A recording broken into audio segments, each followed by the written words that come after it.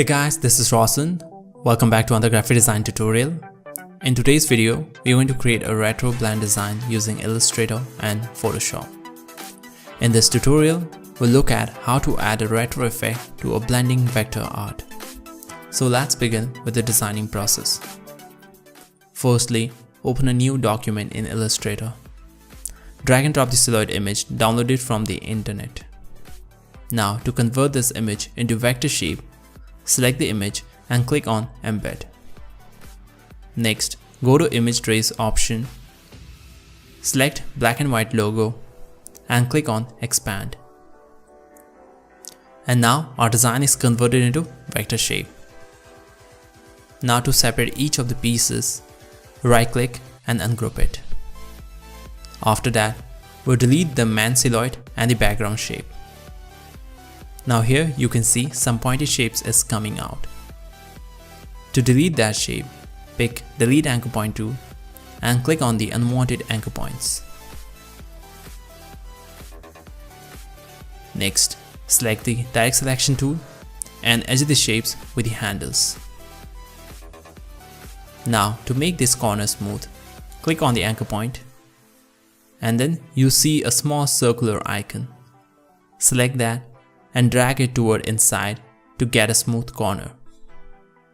Make all the corners into smooth shapes. This will give a nice look to the design. Next, by pressing the Alt key, take a copy and keep it aside. After that, apply some stroke value. Open the stroke panel. Now here, change the alignment stroke to outside. Then fill the stroke color with black. Keep the stroke value around 86 point. Next, go to Object and click on Expand Appearance. And then click on Unite option on the Pathfinder. After this, the shape will get combined. After that, select the shape and go to Object, Path and click on Simplify. We'll reduce the number of anchor points using the Simplify option.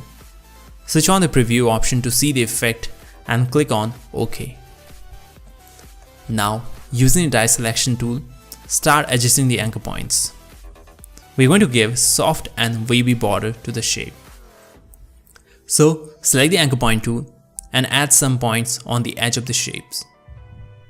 Then, using the Direct Selection tool, adjust the anchor points until you get the desired shape.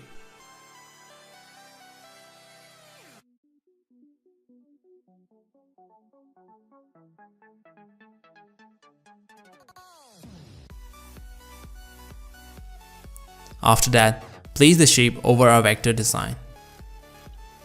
Switch the fill color to stroke color by clicking on the arrow icon here. Repeat the same process for the head shape too.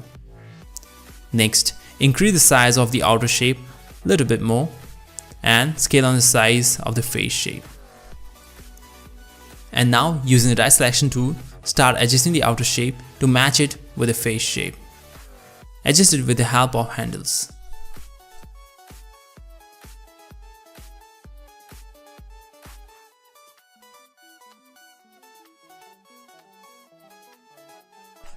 Now, we'll select both the shapes and using the Blend tool, first click on the inner stroke and then click on the outer stroke line.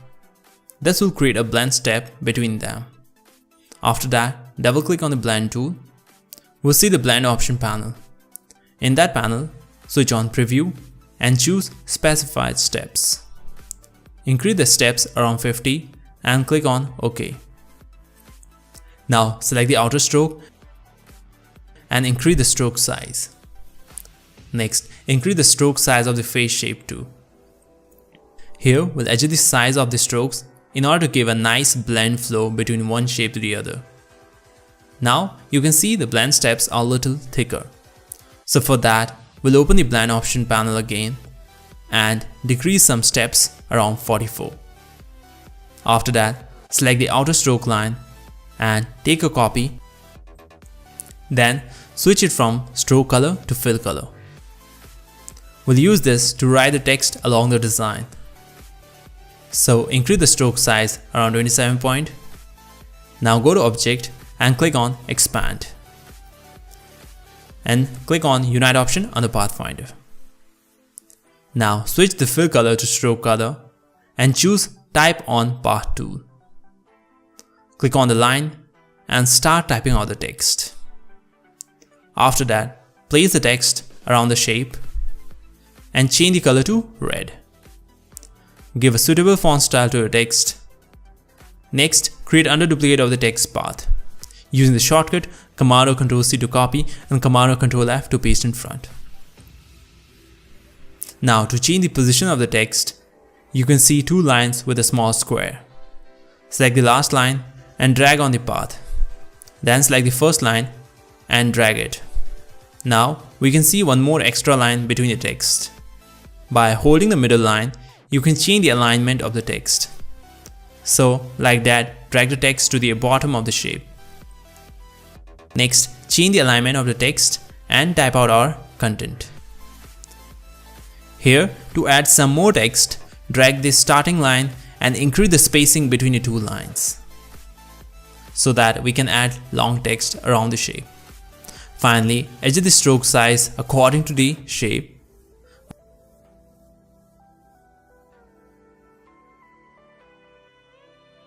After that, open the Photoshop software. Create out a new document with a width 2000 and height 1100. Here it doesn't see CMYK color mode. So to change that into RGB, go to Image, Mode and click on RGB. Now drag and drop all the shapes from Illustrator to Photoshop. Then after taking our shape to Photoshop, later if you want to edit anything, for example, here the blending shape is not in a proper flow. So to edit that, go to Layer panel, then double click on the vector shape layer thumbnail. The design will open in Illustrator. After that, select the outer stroke line and decrease the specify steps in blend option panel. Then go to File and save the design. This will automatically update in the Photoshop. In the next step, we'll select the vector shape layer and go to Layer panel. In the Layer panel, choose New Adjustment Layer and click on Curves. So we got a new adjustment layer in the Layer panel. After that, change the preset to Medium Contrast. Check the difference before and after changing. Now go to Layer menu, New Fill Layer and select Solid Color. Under Color Picker panel, choose Dark Blue color and click OK. Now choose a suitable blend mode for your design. Apply Difference Blend Mode. Now adjust the color to give a nice faded look.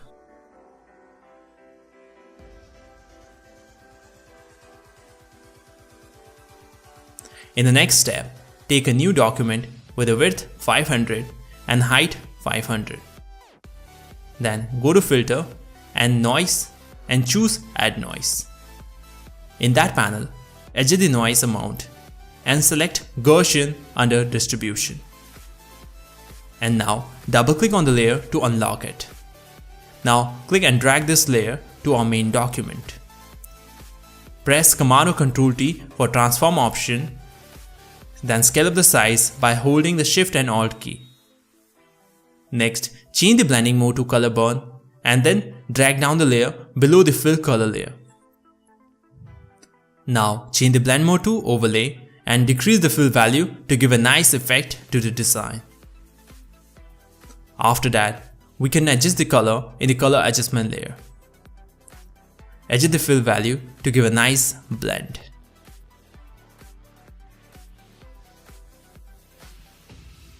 Next, press T for the text tool and type out a heading text. Scale up the size and choose a suitable font style. Then, by pressing the Alt key, take a copy of the text and rename it by clicking on that. After that, select the two text layers and keep it under the adjustment layer so that the previous adjustment layer effect will be applied to this text too.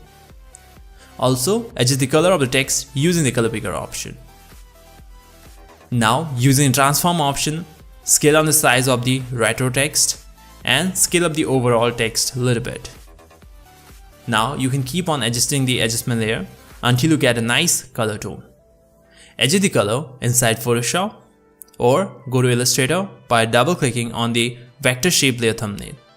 This will open in Illustrator. Here you can change the color by selecting the outer stroke line and then save it to update it in Photoshop document. And finally, our design is ready. We have created a nice blending vector art with a retro effect. Follow the tutorial and create your own designs and share your projects by uploading. And if you have any questions, let me know in the comment section. Thank you.